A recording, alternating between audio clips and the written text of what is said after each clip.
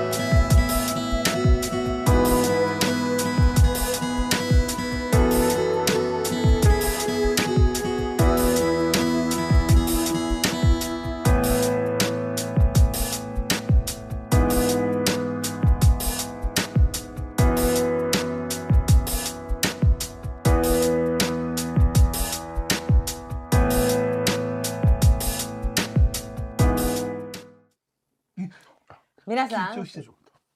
こんにちは、サバです。ゆきちゃんです。チャンネル登録、本当にどうもありがとうございます。いつも励みになっております。そして本日はまだお正月気分だと思いますけど、改めて明けおめです。明けましておめでとうございます。さあ、ゆきちゃん、今年もあと残り361日しかありません。長いな。今年度のやっぱり目標をサクッとお願いいたします。サクッと。今年はやりたいことばっかりやるぞー。血糖値ぜひ応援してください。はい。そして今年度もおなは薬局チャンネルは走り続けようと思います。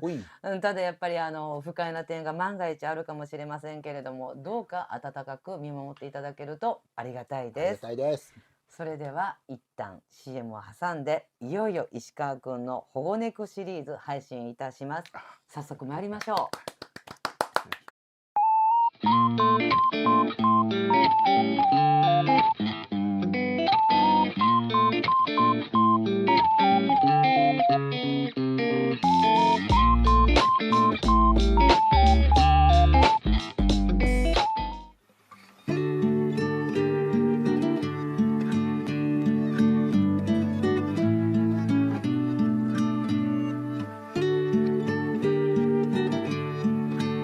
僕はチャックンです。2年と少しずっとお外で暮らしていました。ストリート時代、石川パパがずっとご飯を持ってきてくれました。僕は石川パパの優しさに触れて、石川パパのお家で暮らすことにしました。パパ、遊ぼう。パパ、抱っこして。自然に甘えられるようになりました。パパ、最近チュール少ないよ。僕、晩猫になってお家を守ってるよ。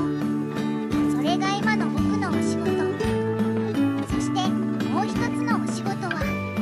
レイズキャリアのシロくんのサポート。シロくんの病気が発症しないように免疫力キープするために、いつも僕が元気パワー注入しています。シロくん、僕がそばにいるからね。長生きしようね。石川パパと家猫特訓中は建前で石川パパの相手をしてあげています。だって石川パパ寂しがり屋だから。僕が遊んであげるとパパ元気出るみたい。パパの笑ってる顔見ると僕、石川パパのお家の子になってよかったと思っています。全く世話のかかる10年石川パパだよ。パパ、ちゃんと相手してあげたよ。おやつタイムはビシッとね。僕の好きなカツオ味でお願いします。僕はハチくんです。ストリート生活しています。石川パパがご飯を持ってきてくれたり遊んでくれたりします。石川パパは僕が家猫になる決心がつくまで待ってくれています。パパ、そこそこ、もう少し。気持ちいいからほぐして。ナイスだよ。パパ。パパが用意してくれた保護猫バスケットをそっと置いて待ってくれてる。パパ、わかってるよ。ちゃんと僕の気持ちを尊重してくれてるって。わーい、おやつタイムだ。いつもおやつをくれる優しい石川パパ。おいしいです。そしてありがとう。ペロペロ、むしゃむしゃ。おいしいから最後まで完食するね。パパ、ごちそうさま。またね。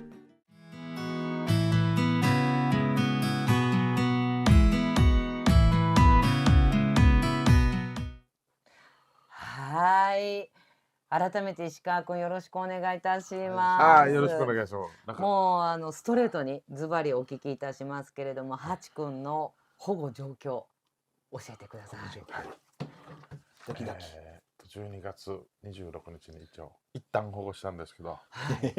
逃がしました。取り逃がしちゃったんですね。はい。実はその時の動画がありますので、おまずはちょっとご覧いただけたらと思います。どうぞ。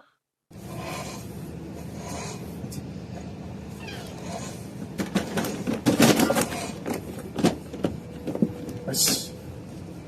保護したぞ。逃げた後ですね。逃げた後あれ逃げた後えっしっかりとこの状況をちょっと説明していただけますか。どうぞ。まあ一応ねいろいろはい試行錯誤してはいチュールとかはい。あげてうん来ないから餌置いて、うんまあ、安心したところまあ、うんその前に抱っこする練習してたんうですよ、ん触ってもうんなんていうの違和感がないように、うんチュールあげて触る触ってチュールあげるってうんでそれでまあできたなとうん一応うまくいったつもりだったんですけうど、ん何時か過去の前面の出入り口のところからうん多分突進して開けたんだろうね。あ逃げてたのまあゆきちゃんどうかコメントどうでしょうか今回の。逃げるぐらい怖かったのかな。そうまだ。向こうはね多分もともと乗られる子だからやっぱりね、うんなんかね一生懸命だと、そうだよね。だから僕の一生懸命さが足りなかったのかなっていやそういやいやいや確かに実は逃げたいって思いの方が勝っちゃったみたいな。結構ねその日は石川君かなり落ち込んでいらっしゃったみたいですけれどもまあまあまあ、病院も予約をもうそう速攻で美容院予約して、うんエイズ検査とかいろいろ掲載しやっないといけない。て爪まで切ってよってお願いして、うんで4時16時に予約取って、はいって言ってバスタオルやって安心するように暗くして、はいでちょっと仕事あるんでまだパソコンの方に行ってパソコンで仕事してどんなかなって様子見てたらもうお外に出てたんですね。まあ大失態ですけどいやこれ失敗ではなくってね私これ今回思ったのがキーワードは太字鍵括弧視点やっぱりこう人間の私たちからしたらもう年末だし寒いからっていうもう早くおうち猫にっていう視点と実はハチ君からのやっぱ視点があって僕はまだもうちょっとお外が空気をっていうのもやっぱもうおうち猫になっちゃったらもうずっとお家の中がもう彼のやっぱり世界観になっちゃう。だからやっぱりそこら辺はやっぱり慎重になることが大事だったんで、むしろ私今回の捕獲のね仕方もすごく心配してたけどちゃんと抱っこしているよっていうやっぱりこうなんていうかな捕まえればいいだけじゃなくってそこからやっぱりこう新しい保護猫としてのおうち猫のやっぱり生活があるんでねやっぱりまだまだこうやってこう自然な形でこうスッと入ってくれるこれやっぱりこう石川君を本当に心を許せるっていう信頼関係があったハチ君のやっぱ決意をやっぱり大事に尊重した方がいいのかなと思ったんですけど、みつこちゃんどうでしょうか。決意が足りなかったな。本当にもうちょっとだな。まあまあだけれどもやっぱりね信頼関係っていうのはもう今後またねそこからスタートがつながっていくんで、私はむしろハチ君はやっぱりもっとこう懐が石川パパのところによし飛び込むぞっていう気持ちだから変なし何が言いたいかって言ったらいきなりまたこう捕まえたりなんか何人かで来て取り押さえそういう方ではもう私たちちょっと良くないと思うんでいつものように仲良くなった形でこうカゴにポンと行こうねっていう形の方がいいのかなと思いましたけどどうでしょうか。いやどうですか。いや一応4回失敗したらなかなかね4回失敗してるんで4回はすごいな。なかなかもうなんか僕にね彼女が僕に信用があるかどうかわからないけど、まあね今年か、今年も頑張って温かい家に迎えたいなと、それだけですね。ちょっとこう気持ちへこんじゃった。少しじゃなくてたくさん。すみませんなんか私それなりにね自分の中で下積みはしてきたつもりで本当寒いんで寒かったからもうまあねもうね良かれと思ってね年末年越す前にやっぱり俺保護したくて確かに。やっぱりねこれはもう人間からの視点で見たんだって感じでまああと今日もさっきからちらちらとねチャックンがもう優雅にこう家の主のように歩いてるんですけど、チャックンはどうでしょうか最近おうち猫としては。もう家の主ですね。彼が今家の主で俺が使ってるって感じですね。いろいろ。シロ君がねとっても心配でやっぱりもう保護した時にはこうエイズのキャリアを持っててやっぱり発症したらもう危ないんでねもうそこはもう石川君頑張って毎月 5% オフで買いに行ってるんですよね免疫サポートなんとか餌っていうのを。イエス。はいですがね、元旦はね、酔いつぶれて行けなかったビッグワンに。ビッグワンに買いに行ったんですね。だけどもともとねチャックンとそしてシロ君とハチ君はやっぱり仲良しだったんで、石川パパの気持ちっていうのもチャックンハチ君がお家に入ってきたら「あっ!」って言ってわかるんじゃないでしょうかね。ぜひそうですね。温かくね見守っていただけたらと思いますし、このおなやけくチャンネルダイエットの番組ですけれども、この保護猫シリーズは追跡しようと思いますので、どうか皆さん本当に温かく見守っていただけるとありがたいです。ありがたいです。この後なんですけれども、じゃあ今後の展開またぜひまた配信不定期ですけれどもしていこうと思います。はい。一ちゃん今日はどうもありがとうございました。こちらこそありがとうございます。それではね、次のコーナーに行く前に一旦 CM に入るんですが、猫ちゃんたちさっきもマロンくんって言ってサバちゃんの家の猫なんですけれども、次もまた可愛い猫ちゃんたちが出てくるので、ちょっと CM をご覧になっていただけるとありがたいです。それでは一旦 CM に入ります。どうぞ。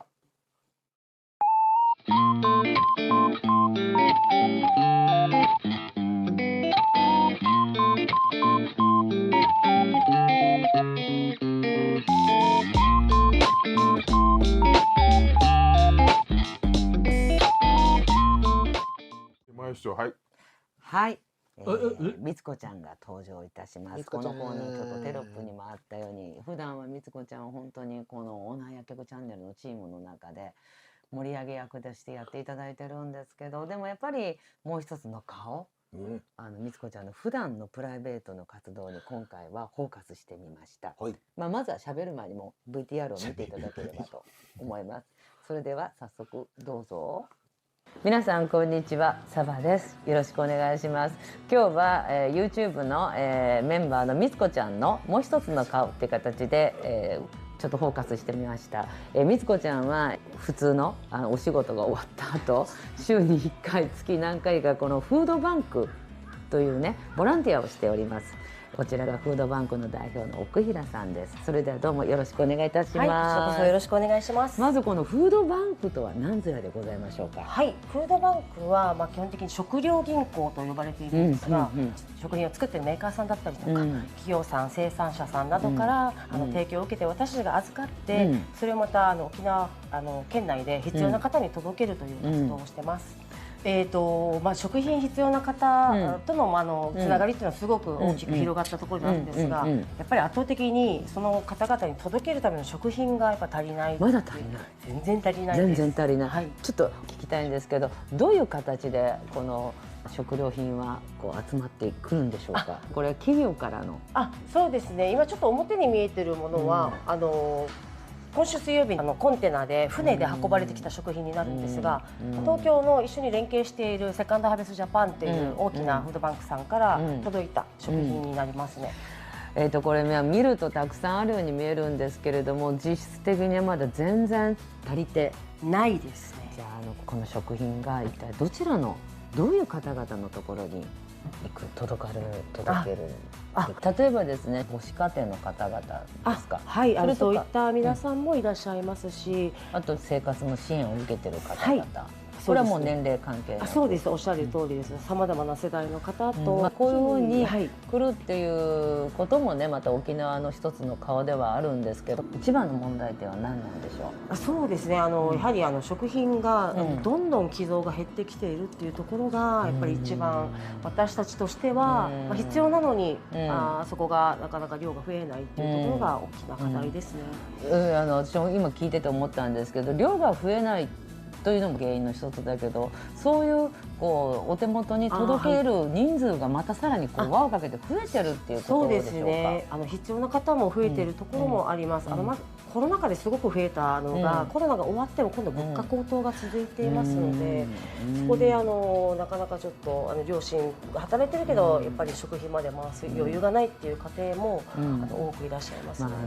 これからはどんな形でまた展開していかれるんでしょうか。そうですね。必要な方にいつも必要な時に届けられる体制っていうのが私が一番望んでいるところではあるんですが、私たちも NPO で非営利活動というところで、特にフードバンク無償ででいただいたものを無償で出すっていうことをしているので、なかなか私たちの基盤自体も結構いつも危うい状況っていうのはずっとあります。綱渡りといういや表現でしょうか。本当におっしゃる通り、結構数ヶ月先はいつも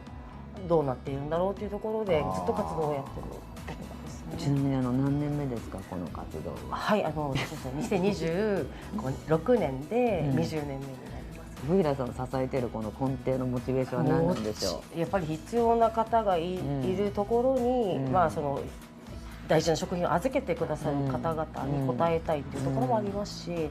スタッフもそうですけど、やっぱり沖縄のために何かしたいっていう気持ちが一番大きいのかな。ちょっとスタッフさんの方々って報酬を払ってるんですか。それ皆さんボランティアなんですか。ボランティアの方もいらっしゃいますし、今はそうですね、報酬もちゃんとお支払いしなかったらすみません、結構ボランティアの部分は多いんですけど、だけどやっぱり続けてコツコツとした活動なんですね。まあそうですね、やっぱり食品がないとどうしてもこの活動を続けられないので、そこはやはり積極的に動いて、まあ個人の方でも企業の方でもフードバンクの方に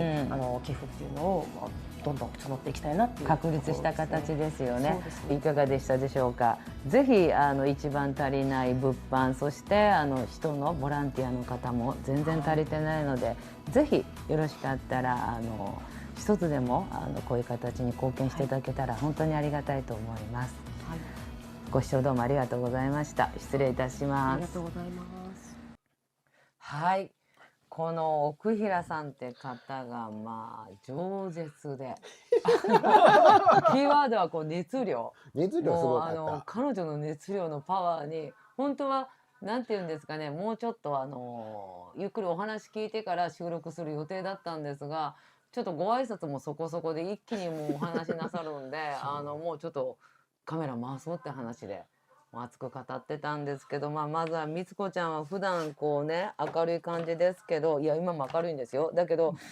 どうしてこのボランティアのフード活動をやろうと思ったんでしょうか。その前に明けましておめでとうございます。すみません、明けおめでございます。で、きっかけは何だったんですか。きっかけはフードバンク手伝う前に子ども食堂手伝って、食料のやって1年ぐらいかな、そこで、ちょっと違うなっていうことで、同級生がやってたんで、まあ気軽に、子ども食堂をやってる時はもうなんていうのかな、一生懸命過ぎたのかな、だから自分の考えと違う。でフードバンクはちょっと手伝ってみようということで本当にちょっとだけ、やってます。でもやっぱりすごいですよ、みんなこうして、なんていうの、生活ちょっと苦しい人たちに渡すっていうのは、企業もすごいけどみんなすごいなと思う。ダイエット番組ではあるんですけど、どうしてこれをね取り上げようかなと思ったのが、以前のライブ配信でもお伝えしたんですが、なんていうのかな、沖縄はもう本当にリゾートなんですよね。もうそれはもう間違いない事実なんだけれども、だけどやっぱりその光と対極のやっぱ影っていう部分もやっぱり皆さんにやっぱり知ってもらいたいなっていうのと、なんていうのかな、やっぱりこの問題っていうのは沖縄だけでは絶対ないと思うんですよね。だからこそ今もうこれだけ広がってきてて、やっぱりみつこちゃん的にどうですか、このフードバンクの活動を通じてどんな方々がやっぱり来られるのかな。やっぱりちょっと生活が苦しいとか、小さい赤ちゃんとか、小さいお子さん持ってるのが多いなっていうのが正直なところで、最近だから一人親家庭ともう病気になってそういう方来るんですけども、まあやっぱり大いに利用した方がいいと思うね、それは。苦しい時当たり前にやってもらってるっていう、当たり前になってもらってきてほしいっていうのがあるね。要するに恥ずかしがったりじゃなくて、もらえるのが当たり前、そういう気持ちでちょっと苦しい足しにして立ち直ってほしいっていうのが、なるほど、考えがあります。ゆきちゃんどうですか。確かにね、いろんな人が困ってあちゃこちゃありますもんね、今ね。子ども食堂とかね。またね違った形で石川観光保護猫の方に精をこうね注いでるんですけど、どうですかこういうボランティアっていうのは。私もちょっとみずこちゃんからなんとかバンク行ってくるなんとかバンク行ってくるというどうなんだろうと思ってたら深掘りして聞いてみたらっていうちょっと申し訳ないけど本当にイメージと合わなかったんだけどででもも本当にちょっとした時間だけで、自分があんまり頑張りすぎてもダメだなと思う、そういう活動するには、自分の時間の範囲内でやった方が長続きするのかなと。石川君どうですか。僕さ、基本的なボランティアとか、なんていうんですか、大人になってやっぱりなんかできること、土日とか休みとかあるやん。僕が小さい時って半ドンっていう時代だったから。懐かしい単語日が出てきました曜日休むっていうのがあったんで、はい今土日とか祝祭日休めたら、その時間俺結構ボランティア、いろんな、PTA もいっぱいやったし、パトロールずっとやってましたよね。PTA のすごいなとパト思ロールとか献血とかさ、結構だから僕ボランティアっていう言葉大好きで、ボランティアできる人っていうのは時間がある人なんですよ。そうそうそう。時間がないで生活するために一生懸命働いてる人がいて、その中でまた貧困っていうのもあると思うんで、だからできる人が、この時間がある人が、曽永さんも多分時間があるからやってると思うんですけど、僕も時間があれば、献血なり、いろんなボランティア、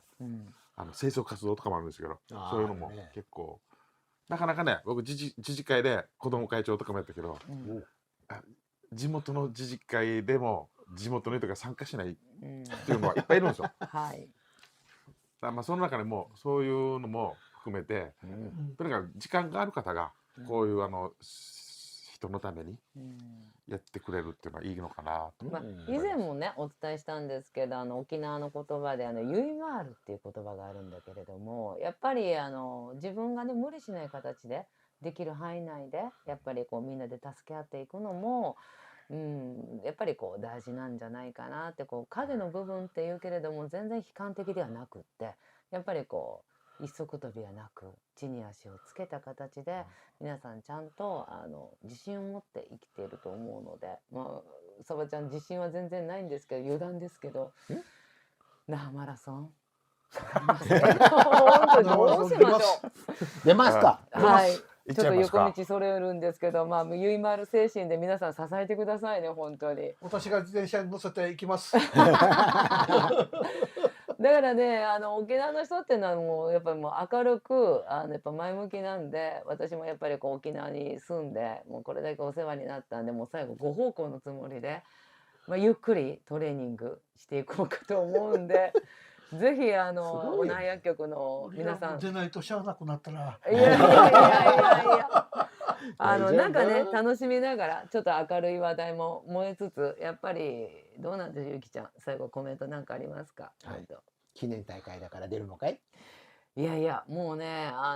年齢は言いませんけどそんなに若くはないんですが、でもやっぱり今できること今のうちしかできないかなと思って、素晴らしいいやいやこのね宣言をしちゃって周りがねマジ大丈夫って結構十何件いただいて、番組のねためにやるのっていう、いや本当ねそんなんじゃなくって、やっぱりご奉公っていう気持ち、お世話になったっていうこの気持ちをなんかね自分の中でやっぱ走り切りたいなっていう、自己満なんですけど、ただ年齢も年齢なんでやっぱりこう1月ぐらいから練習しないと、市民ランナーのお友達が曰くもう間に合わないよさばちゃんって言われて、ちょっと頑張ってみようかなと思うんで、またそちらの方もゆきちゃんワンダフルの方で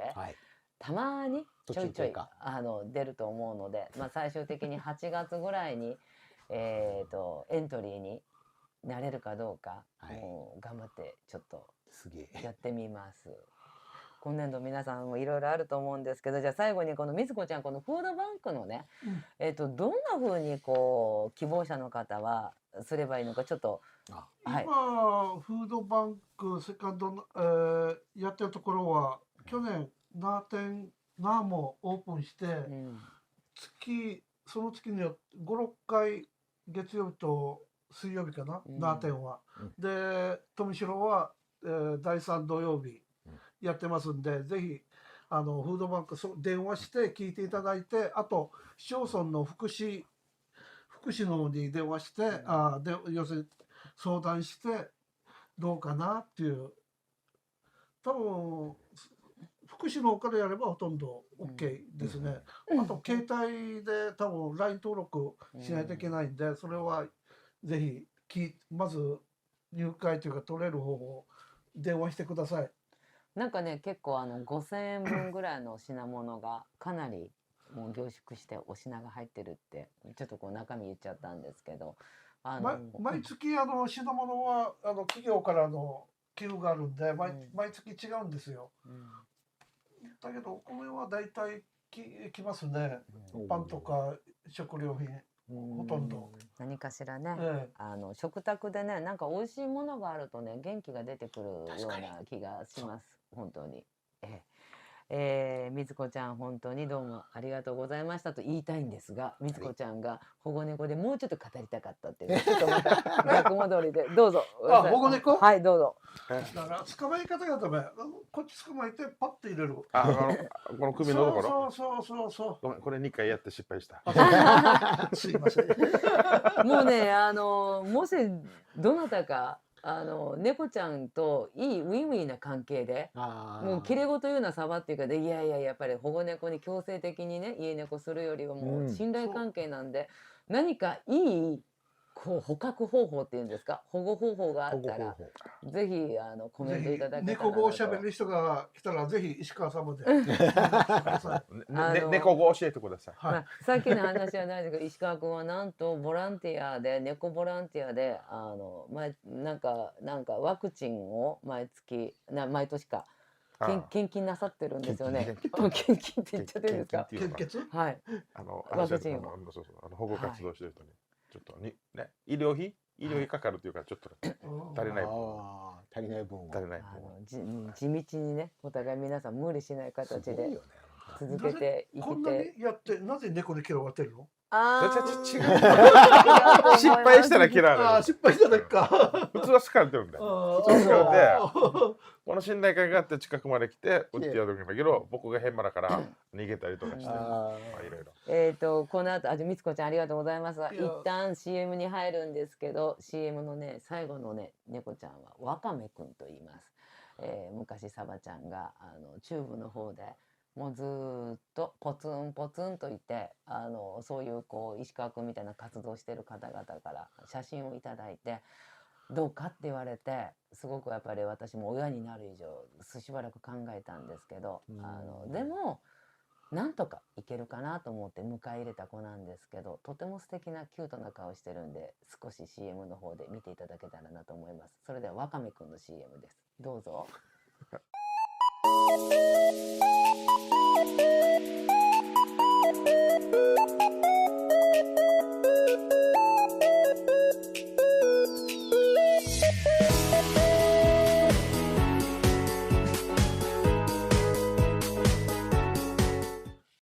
可愛いでしょ、若ちゃん。通称若ちゃんでございます。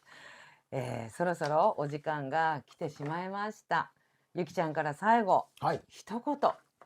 よろしくお願いします。今年の目標とかですか？いや、何でもいいんですけど、ないはなしで、お願いします。そうですね。サバさんも新しいことに挑戦するということで。すごい。真面目にコメントしてる。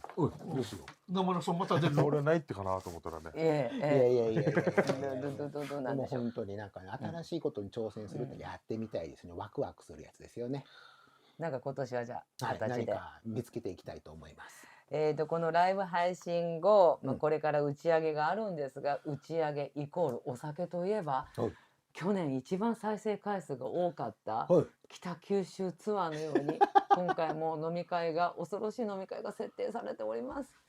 サバちゃん牛乳飲んで粘膜を張って戦闘モードになってるんですけれども、またこのライブ配信の裏話とか打ち上げは2月の22日に日曜日に改めて配信しようと思いますので、ご覧いただいてくださると本当にありがたいです。最後に今後のラインナップをお伝えします。じゃあテロップ出ますが、特にお正月太りになってしまうこの1月9日、これおいくちゃんワンダフルでモニター企画、もう今回素晴らしい数字が出てるんですけど、もう答えは言っちゃわないんだけれども、ぜひちょっと太ったなって方はぜひ見ていただけたらなと、着目していただけたら本当にありがたいと思います。それでは皆様、そろそろお別れする時間がやってまいりました。ご視聴どうもありがとうございました。さあ、恐ろしい飲み会にGOでございます。よろしくお願いいたします。失礼いたします。明日ね。